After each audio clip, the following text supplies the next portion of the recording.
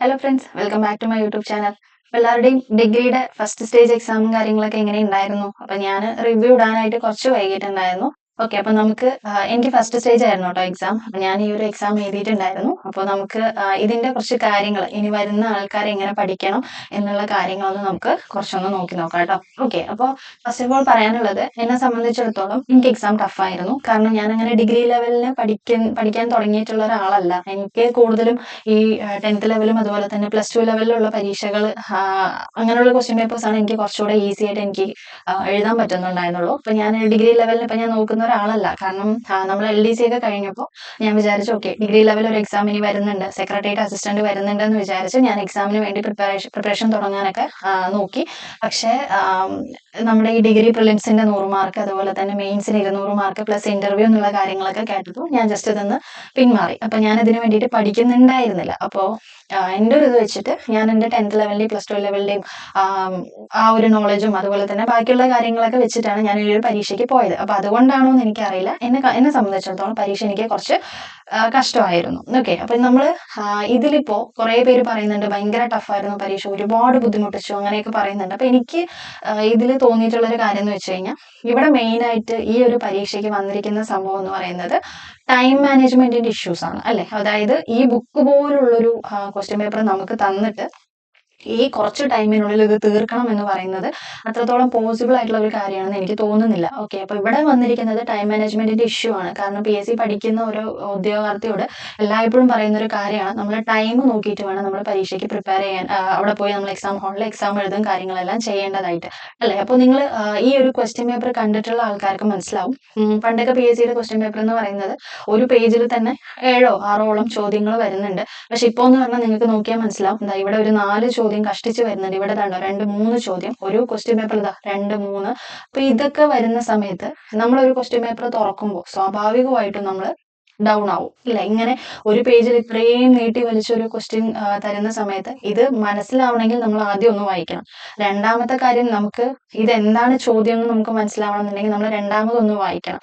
പിന്നീട് ഉത്തരത്തിലോട്ട് എത്തിയിട്ടുണ്ടെങ്കിൽ നമ്മൾ പിന്നീട് ഒന്നുകൂടെ നമ്മൾ വായിക്കണം. അത് മനസ്സിലായില്ല എന്നുണ്ടെങ്കിൽ നമ്മൾ വീണ്ടും വായിക്കണം. ഓക്കെ, അപ്പോൾ ഇത് ഇങ്ങനെ വരുന്ന ടൈമിൽ നമ്മൾ തുടക്കത്തിൽ തന്നെ ഡൗൺ ആവാനുള്ള ചാൻസ് കൂടുതലാണ്. ഓക്കെ, അപ്പൊ നമ്മൾ ഒരു ക്വസ്റ്റ്യൻ പേപ്പർ കയ്യിൽ കിട്ടുന്ന ടൈമിൽ നമ്മൾ ചെയ്യേണ്ട ഒരു കാര്യം എന്ന് വെച്ച് കഴിഞ്ഞാൽ, നമുക്കിപ്പോൾ ഒരു ക്വസ്റ്റ്യൻ പേപ്പർ എടുക്കുമ്പോൾ ഓക്കെ, ഇതാ ഇത്രയും ക്വസ്റ്റ്യൻസ് ഇങ്ങനെ ഡീറ്റെയിൽ ആയിട്ട് ഇങ്ങനെ ഇത്രയും വലുതായിട്ട് കാണിക്കുന്നുണ്ടെന്നുണ്ടെങ്കിൽ നമ്മൾ ജസ്റ്റ് ആ പേപ്പർ ഒന്ന് മറിച്ച് മറിച്ച് പോയതിനു ശേഷം നമുക്ക് അത്യാവശ്യം വേണ്ടോ, ഇതൊന്നും അത്യാവശ്യം കുഴപ്പമില്ലാത്തൊരു ക്വസ്റ്റ്യൻസ് ആണ്, വായിക്കുമ്പോൾ തന്നെ നമുക്ക് കുറച്ചൊന്ന് മനസ്സിലാവാനുള്ള ചാൻസ് കൂടുതലുള്ള ക്വസ്റ്റ്യൻസ് ആണ്. അപ്പൊ നമ്മൾ എന്ത് ചെയ്യണം, നമ്മൾ ജസ്റ്റ് ഒന്ന് എന്താണോ, ഇതൊന്നും നോക്കുക ചെയ്യരുത്. ഒരു ക്വസ്റ്റ്യൻ പേപ്പർ കയ്യിൽ കിട്ടുന്ന ടൈമിൽ ഇങ്ങനെയുള്ള ക്വസ്റ്റ്യൻസ് കാണുന്ന സമയത്ത് ഈ ഏരിയയിലോട്ടൊന്നും ആദ്യം കടക്കാതിരിക്കുക. കാരണം എന്താണ്, നമ്മുടെ കോൺഫിഡൻസ് അവിടെ ഡൗൺ ആവും. അപ്പോൾ അത് പിന്നീട് നമ്മുടെ ഒരു എന്താ എക്സാം എഴുതുന്നതിന് നമ്മളത് നല്ല രീതിയിൽ നമ്മളെ ബാധിക്കും.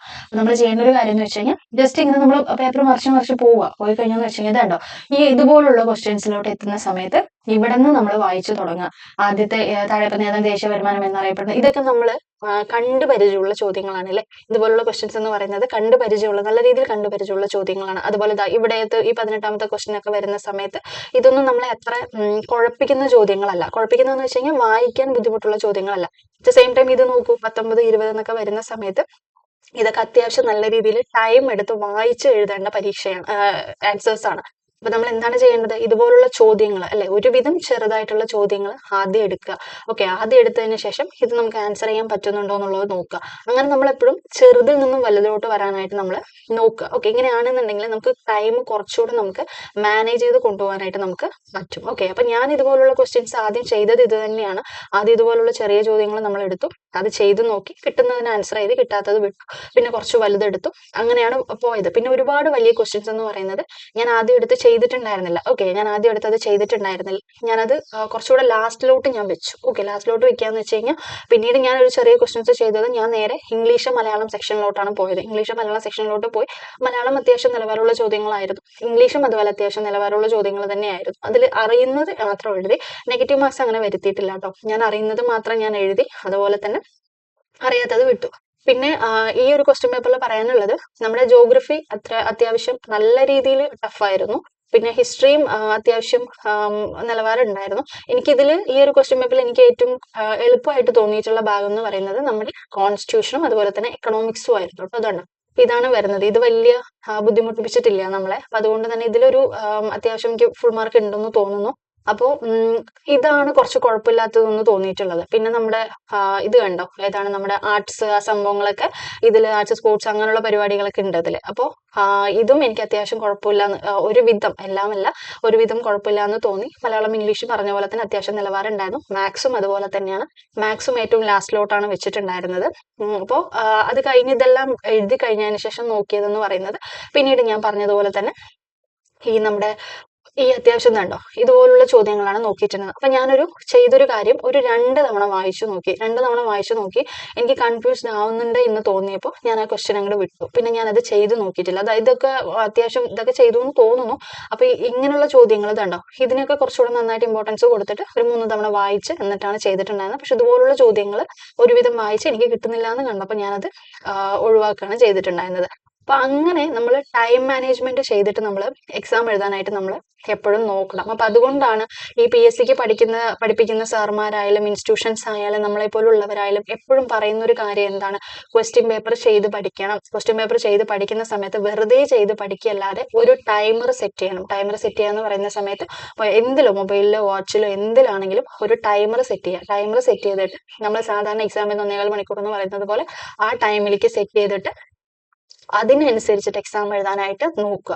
അപ്പൊ അവിടെ നമ്മളിങ്ങനെ വർക്ക് ചെയ്യുന്ന ടൈമിൽ ഇതെന്തായാലും എക്സാം ഹാളിൽ നമ്മളെ ഇത് ഹെൽപ്പ് ചെയ്യും. ഓക്കെ, അപ്പൊ നമ്മൾ വീട്ടിലിരുന്നിട്ടാണ് നമ്മൾ ചെയ്യുന്നത് എന്നുള്ളത് കൊണ്ട് തന്നെ നമ്മൾ വിചാരിക്കും വീട്ടിലിരുന്നിട്ടല്ലേ ചെയ്യുന്നത്, നമ്മൾ മെല്ലെ ചെയ്താൽ മതി എന്നുള്ള രീതിയിൽ ഒരു 2 hours ഒക്കെ എടുത്ത് നമ്മൾ മാത്സ് ഒക്കെ നല്ല വിശദീകരിച്ച് നോക്കി മെല്ലെ നമ്മൾ ചെയ്ത് പഠിക്കും.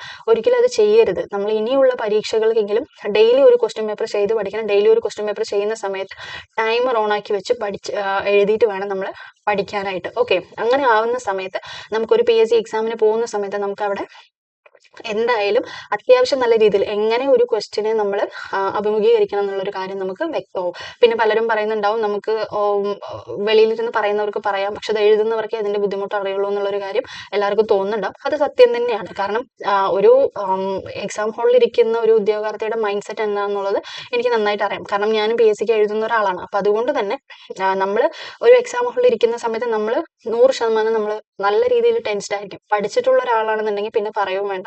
പഠിച്ചിട്ടുള്ള ഒരാളാണെന്നുണ്ടെങ്കിൽ എന്തായാലും അയാൾ 100% അയാൾ ടെൻഷനിലായിരിക്കും. അത് തെറ്റോ ഇത് തെറ്റോ എന്നുള്ള രീതിയിൽ നല്ല രീതിയിൽ അയാൾ ടെൻഷനിലായിരിക്കും. പക്ഷെ വീട്ടിലോട്ട് നമ്മൾ എത്തുന്ന സമയത്ത് നമ്മൾ റിലാക്സ്ഡ് ആയിരിക്കും, നമ്മുടെ മൈൻഡ് ഫ്രീ ആയിരിക്കും, നമുക്ക് വേറെ ടെൻഷൻസും കാര്യങ്ങളൊന്നും ഉണ്ടാവില്ല. അപ്പോൾ അവിടെ നിന്ന് എക്സാം ഹാളിൽ നിന്ന് നമുക്ക് കിട്ടുന്ന മാർക്കും വീട്ടിലെത്തിയിട്ട് നമുക്ക് കിട്ടുന്ന മാർക്കും തമ്മിൽ നല്ല വ്യത്യാസം ഉണ്ടാവും അല്ലെ. അപ്പൊ നമ്മൾ എക്സാം ഹാളിൽ നിന്ന് നമുക്ക് ചിലപ്പോൾ 30 മാർക്കായിരിക്കും നമുക്ക് കിട്ടുന്നുണ്ടാവുക. പക്ഷെ വീട്ടിൽ വന്നിട്ട് നമ്മൾ നോക്കുന്ന സമയത്ത് നമുക്ക് ആ സെയിം ക്വസ്റ്റ്യൻ പേപ്പറിൽ ചിലപ്പോൾ 50 മാർക്ക് സ്കോർ ചെയ്യാനായിട്ട് നമുക്ക് പറ്റും. കാരണം എന്താണ്, ഇവിടെ എന്ന് പറയുമ്പോൾ നമ്മുടെ മൈൻഡ് കൂളാണ്, നമുക്ക് ടെൻഷനും കാര്യങ്ങളും ഇല്ല. സോ സമാധാനമായിട്ട് നമ്മൾ വായിച്ചു നോക്കുന്ന സമയത്ത് നമുക്ക് അതിന്റെ ആൻസർ നമുക്ക് നല്ല രീതിയിൽ എഴുതാനായിട്ട് പറ്റും അല്ലെ. അപ്പൊ നമ്മൾ ചെയ്യേണ്ട ഒരു കാര്യം ഇത്രയേ ഉള്ളൂ. ഒരു എക്സാമിന് പോകുന്ന സമയത്ത് നമ്മളെ ഒരു ക്വസ്റ്റ്യൻ കുഴപ്പിക്കുന്നു എന്ന് നമുക്ക് തോന്നിക്കഴിഞ്ഞാൽ ആ ക്വസ്റ്റ്യൻ അവിടെ വിട്ട് കഴിഞ്ഞിട്ട് അടുത്തത് ഏതാണോ, ചെറിയ ക്വസ്റ്റ്യൻ ഏതാണോ, നമുക്ക് മനസ്സിലാവുന്ന ഏതാണോ അത് ആദ്യം നോക്കുക. ഒരിക്കലും ഈ ചില ആൾക്കാർ ചെയ്യുന്നൊരു പരിപാടി ഉണ്ട്, ഓർഡർ അനുസരിച്ച് മാത്രമേ ക്വസ്റ്റ്യൻസ് ചെയ്തു പോവുള്ളൂ. അതായത് ആദ്യം 1ാമത്തെ ചോദ്യത്തിന് ആൻസർ എഴുതും, പിന്നെ 2ാമത്തെ ചോദ്യത്തിന് ആൻസർ എഴുതും, പിന്നെ 3ാമത്തെ ചോദ്യത്തിന് ആൻസർ എഴുതും. ഈ 3ാമത്തേന്റെ കിട്ടിയില്ലെങ്കിൽ ഇവിടെ ഇരിക്കും ഒരു 15 മിനിറ്റ്, ഇവിടെ ഇങ്ങനെ ഇരിക്കും, ഇതെന്താണെന്നുള്ളത് ആലോചിച്ചിട്ട് ഇവിടെ ഇരിക്കും. ഇപ്പോൾ ഈ സംഭവിക്കുന്നത് എന്താണെന്ന് വെച്ച് കഴിഞ്ഞാൽ പിന്നീട് നമുക്ക് ഈ അറിയുന്ന ചോദ്യങ്ങൾ പോലും നമുക്ക് എഴുതാൻ പറ്റാതെ വരും അല്ലെ. നമ്മൾ അവസാനത്തിലോട്ട് പോകുമ്പോൾ ചിലപ്പോൾ ചില പരീക്ഷകളിൽ മലയാളമൊക്കെ, ചിലതല്ല മിക്ക പരീക്ഷകളിലും മലയാളം ഒന്നും അധികം കുഴപ്പിക്കുന്നത് കണ്ടിട്ടില്ല, എല്ലാത്തിലും അല്ല എന്നാലും ഏകദേശം. അപ്പൊ ഈ അവസാനത്തോട്ട് പോകുന്തോറും ഈ ഒരു 8-9 മാർക്ക് സ്കോർ ചെയ്യാൻ പറ്റുന്ന ഈ ഒരു ഭാഗമൊന്നും നമുക്ക് ചിലപ്പോൾ ഒന്നും ചെയ്യാൻ പറ്റാതെ നമുക്ക് വിടേണ്ടി വരും. അതേ തന്നെയാണ് ഇംഗ്ലീഷിന്റെയും കാര്യം. അപ്പോൾ നമ്മൾ ആദ്യം ചെയ്യേണ്ടത് എന്താന്ന് വെച്ച് കഴിഞ്ഞാൽ ഓർഡർ വൈസ്, അതായത് 1 മുതൽ 100 വരെ ഞാൻ ഓർഡർ ആയിട്ട് എക്സാം എഴുതുള്ളൂ എന്ന് പറയുന്ന ആ ഒരു മൈൻഡ് സെറ്റ് മാറ്റുക. ആദ്യം ക്വസ്റ്റ്യൻ പേപ്പർ കയ്യിൽ കിട്ടിയ ഉടനെ അത് നന്നായി ജസ്റ്റ് ഒന്ന് നോക്കിയതിന് ശേഷം അറിയാവുന്ന ചോദ്യങ്ങൾ ആദ്യം എഴുതുക. ഓക്കെ, അറിയാവുന്നത് ആദ്യം എഴുതുക. അതിനുശേഷം ഒരുവിധം അറിയാവുന്നതിലേക്ക് പോവുക. ഒട്ടും അറിയാത്തത് കറക്കി കുത്താതിരിക്കുക. ഓക്കെ.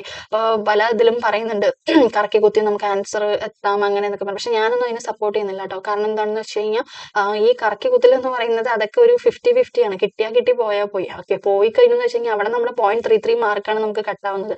നമുക്ക് നെഗറ്റീവ് മാർക്സ് പി എസ് സിയിൽ ഇല്ലാന്നുണ്ടെങ്കിൽ നമുക്കൊന്നും പേടിക്കേണ്ട കാര്യമില്ല. പക്ഷെ നമുക്ക് നെഗറ്റീവ് മാർക്സ് പി എസ് സിയിൽ ഉള്ളത് കൊണ്ട് തന്നെ കറക്കി കുത്തലിനോട് എനിക്ക് വലിയ യോജിപ്പില്ല. അപ്പോൾ പക്ഷെ നിങ്ങൾക്കൊരു 80-20% നിങ്ങൾക്ക് ഡൗട്ട് ഉണ്ടെന്നുണ്ടെങ്കിൽ നിങ്ങൾക്ക് ചെയ്യാം കേട്ടോ. ഒരു 80-20 ഒരു ചെറിയ ഡൗട്ട് ആണെന്നുള്ളത് അങ്ങനെയാണെന്നുണ്ടെങ്കിൽ നിങ്ങൾക്ക് എന്തായാലും ചെയ്യാം. പക്ഷെ ഒരു 40-50 ആ ഒരു റേഞ്ചിലാണെന്നുണ്ടെങ്കിൽ ദയവേത് കറക്കി കുത്താതിരിക്കുക. ഓക്കെ. ഞാൻ പറഞ്ഞത് ഇത്രയേ ഉള്ളൂ. സിമ്പിൾ ആയിട്ടുള്ള കാര്യമാണ്. ഇപ്പൊ ഈ ഒരു എക്സാമിന് കണ്ടുവന്നിരിക്കുന്നത് ടൈം മാനേജ്മെന്റിന്റെ ഇഷ്യൂ ആണ്. അപ്പൊ അത് മനസ്സിലാക്കി അറിയാവുന്ന ചോദ്യങ്ങൾ ആദ്യം എഴുതുക, പിന്നീട് ഒരുവിധം അറിയാവുന്നതിലോട്ട് പോവുക. കൺഫ്യൂസിങ് ആണെന്ന് കാര്യം തോന്നുന്ന ഇത് വിടുക. ഓക്കെ. അപ്പോൾ ഈ ഡിഗ്രി പ്രിലിംസ് എന്നൊക്കെ പറയുമ്പോൾ നമ്മുടെ 10th ലെവൽ എക്സാം ഒക്കെ പോലെ 70-80 ഒന്നും കട്ട് ഓഫ് വരില്ല. ഓക്കെ. അപ്പോൾ നിങ്ങൾക്ക് തന്നെ അറിയാം ഇതുവരെ വന്നിരിക്കുന്ന കട്ട് ഓഫ് എന്ന് പറയുന്നത് 50-54 അങ്ങനെ ആ ഒരു റേഞ്ചിലൊക്കെയാണ് മാക്സിമം വന്നിരിക്കുന്നത് പ്രിലിംസിന്റെ. അപ്പൊ അതുകൊണ്ട് തന്നെ നമുക്ക് 70-80 മാർക്കിന്റെ ഒന്നും ആവശ്യമില്ല. 70-80 മാർക്കൊക്കെ ഡിഗ്രിക്കൊക്കെ മേടിക്കുന്ന ആൾക്കാർ ഭയങ്കര എന്താ ബുജ്ജി എന്നുള്ള ആ ഒരു ഇതിലുള്ള ആൾക്കാരായിരിക്കും. ഓക്കെ. അപ്പൊ അതുകൊണ്ട് തന്നെ അറിയാവുന്നത് എഴുതുക. ഒരു സേഫ് മാർക്ക് കിട്ടിയെന്ന് നിങ്ങൾക്ക് തോന്നുന്നിടത്തു നിന്നും അത് സ്റ്റോപ്പ് ചെയ്യുക. ഓക്കെ. അപ്പോൾ ഇതിൽ ഇത്രേ പറയാനുള്ളൂ. പിന്നെ വേറൊരു കാര്യം, ഞാനിങ്ങനെ ഓരോ സർമാന്റെ വീഡിയോസ് കാണുന്ന സമയത്ത് അതിൽ പറയുന്ന ഒരു കാര്യം ഉണ്ടായിരുന്നു, മറ്റുള്ള 10th പ്ലസ് 2 പോലെ ഡിഗ്രി ലെവൽ എക്സാംസിന്റെ സോഴ്സ് കണ്ടുപിടിക്കുക എന്ന് പറയുന്നത് വളരെ ബുദ്ധിമുട്ടുള്ള കാര്യമാണെന്നുള്ളത് വളരെ ശരിയായിട്ടുള്ള ഒരു കാര്യമാണ്. കാരണം കുറെ ക്വസ്റ്റ്യൻസ് NCERT നിന്ന് വരുന്നുണ്ടെങ്കിലും നമുക്കത് എവിടെ നിന്നാണ് എന്നുള്ളത് കറക്റ്റ് ആയിട്ട് നമുക്ക് ഇപ്പോഴും ഐഡന്റിഫൈ ചെയ്യാനായിട്ട് പറ്റുന്നില്ല. ഓക്കെ. അപ്പോൾ PSC ക്ക് തന്നെ അറിയില്ല അത് എവിടെ നിന്നാണ് എന്നുള്ളത്. അപ്പൊ വേറെ പിന്നെ പറയുന്നുണ്ട് നമ്മുടെ ഈ സിവിൽ സർവീസിന്റെ പ്രിലിംസ് ഒന്നും കുറെ ക്വസ്റ്റ്യൻസ് കൊണ്ട് ഇടുന്നുണ്ട് എന്നുള്ളത് പറയുന്നുണ്ട്. അപ്പൊ നമ്മുടെ ഒരു സെക്രട്ടേറിയറ്റ് OA പോലുള്ള ഒരു പരീക്ഷ കഴിഞ്ഞപ്പോൾ നമുക്ക് വ്യക്തമായിട്ട് അറിയായിരുന്നു 35+ ക്വസ്റ്റ്യൻസ് ആയിരുന്നു നമ്മുടെ SCERT നിന്നും വന്നിട്ടുണ്ടായിരുന്നത്. 2-3 ക്വസ്റ്റ്യൻസ് NCERT നിന്നും വന്നിട്ടുണ്ടായിരുന്നു. അപ്പൊ നമുക്കൊരു 10th ലെവൽ എക്സാം എന്ന് പറയുന്ന സമയത്ത് നമുക്ക് അതിനൊരു അടിത്തറയുണ്ട്. നമുക്ക് പറയാം SCERT എന്നുള്ളത് നമുക്ക് പറയാം. പ്ലസ് 2 ലെവൽ വരെ ഉള്ളതാണെങ്കിലും നല്ല രീതിയിൽ SCERT ചോദിക്കുന്നുണ്ട്, പ്ലസ് NCERTയും ചോദിക്കുന്നുണ്ട്. പക്ഷെ ഈ ഡിഗ്രി ലെവലിന്റെ പരീക്ഷ എന്ന് പറയുന്നത് എവിടെ നിന്നാണ് ചോദിക്കുന്നത് എന്നുള്ള കാര്യം ഒരുവിധം ആർക്കും അറിയുന്നില്ല.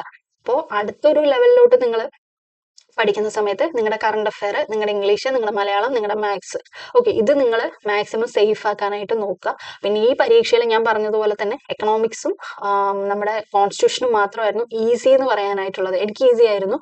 ഈസി എന്ന് പറയാനായിട്ടുള്ളത് ആ 2 ടോപ്പിക്സ് തന്നെയായിരുന്നു കൂടുതലുണ്ടായിരുന്നത്. മലയാളം പിന്നെ ഒരുവിധം കുഴപ്പമില്ലായിരുന്നു, പക്ഷെ നല്ല ടഫായിരുന്നു.